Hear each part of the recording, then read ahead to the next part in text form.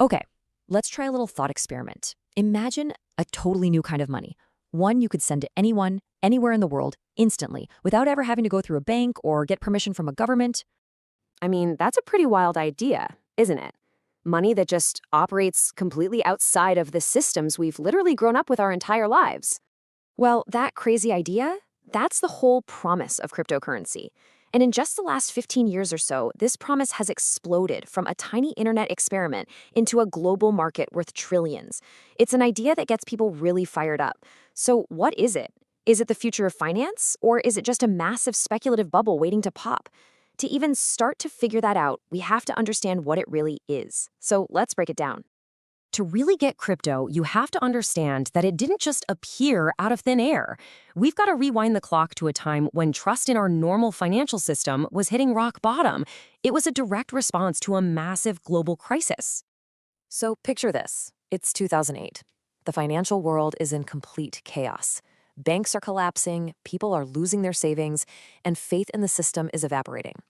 And right in the middle of all this turmoil, a mysterious person, or maybe a group of people, using the name Satoshi Nakamoto, quietly publishes a 9-page paper online. It outlined a brand new system for digital cash. And by January 2009, it was live. And if you want proof that this was a direct shot at the old system, this is it. This is the whole point. Embedded in the very first block of Bitcoin ever created was this headline from a British newspaper. This wasn't just code, it was a mission statement. It was a crystal clear signal that Bitcoin was built to be an alternative to the very system that had just failed so many people.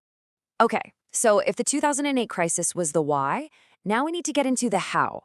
What is this technology that makes trustless digital money even possible? Well, it all comes down to something called the blockchain. Now, don't let the word blockchain intimidate you. The simplest way to think about it is as a public digital record book. Like a giant shared spreadsheet that tracks every single transaction. But here's the key. Instead of that spreadsheet being stored in one place, like on a Google server, an identical copy of it exists on thousands of computers all around the world. So, when you send some crypto, here's basically what happens. Your transaction gets announced to this huge network of computers. These computers all work together to verify that, yep, you actually have the funds to send. Once it's verified, your transaction is bundled together with a bunch of others into a block. This block is then digitally sealed with some really complex math, kind of like a virtual wax seal that's impossible to break, and it gets added to the end of the chain. And once a block is on the chain, it's there forever. It can never be changed or deleted.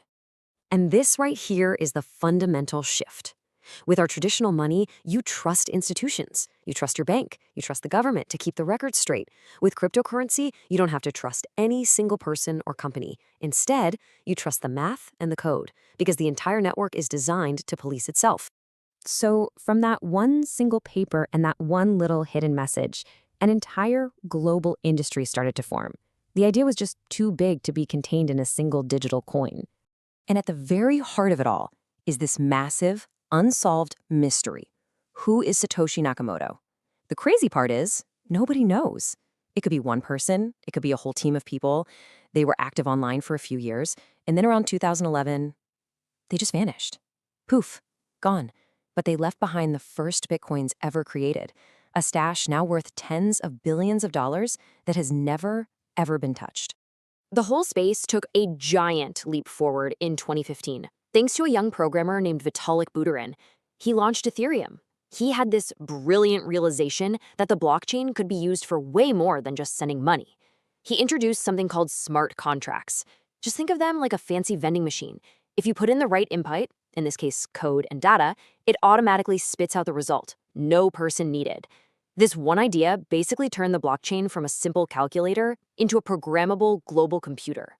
And making the blockchain programmable, that just opened the floodgates. Major companies started to sit up and pay attention. You had exchanges like Coinbase and Binance launch, which made it super easy for anyone to buy and sell this stuff. And then you saw big corporations like MicroStrategy start putting Bitcoin on their official balance sheets, which was a huge signal of mainstream interest. Of course, anytime something grows this fast and gets this much attention, you're going to have an intense debate. For every single person who thinks crypto's the future, there's another person who's convinced it's all just a house of cards. So let's look at the main arguments on both sides. All right, the supporters argue that crypto solves real-world problems. For people in countries with unstable governments or crazy inflation, it's a way to have some financial independence. It lets you send money across the world really fast without the insane fees of the traditional system. And with Bitcoin specifically, since there will only ever be 21 million of them, a lot of people see it as a protection against inflation. They even call it digital gold. But the critics raise some really serious points. The price volatility is just undeniable. I mean, Bitcoin has crashed by over 70% multiple times. The space is also just flooded with thousands of coins that have no real purpose other than pure speculation, basically gambling. And hanging over all of it is the massive question of regulation. Governments around the world are still trying to figure out how to deal with this, and that uncertainty creates a ton of risk. So, with all this excitement on one side and all this risk on the other, how should the average person think about all this? Where does this stuff actually fit into our financial lives? Well, a really helpful way to think about it is to understand the difference between two kinds of assets. First, you have productive assets. These are things like a business that makes a profit or a rental property that generates cash flow. They create value on their own. Then you have speculative assets. Their value depends almost entirely on the hope that someone else will be willing to pay more for it than you did. And right now, let's be real, most cryptocurrencies fit firmly into that speculative category. Now, that doesn't automatically make them a bad investment, but it absolutely means they carry a much, much higher risk profile than something like a boring diversified stock portfolio. And this brings us to what a lot of financial advisors would suggest. If you are going to get involved, it's probably wise to treat it as a small, experimental part of your overall portfolio. A tiny allocation, maybe 1 to 5%, lets you participate in the potential upside while making sure you're not going to be financially devastated if things go badly. Look, at the end of the day, whether you invest or not, just understanding the core idea is what's really important. And if you take only one thing away from this, let it be this analogy. It's the best way to explain it to anyone, even a kid. Imagine millions of people all have an identical copy of the same notebook. If one person tries to secretly change a page to cheat, well, everyone else can see it immediately, right? Their copies prove the cheater is wrong. That shared notebook, that is basically what a blockchain is. And that leaves us with the big unanswered question. Is this technology the foundation of a brand new financial system, or is it just a fascinating experiment that's going to end up as a footnote in history? The honest answer is nobody truly knows. But by understanding the what, the why, and the how, at least now we're all a little better equipped to watch it all unfold.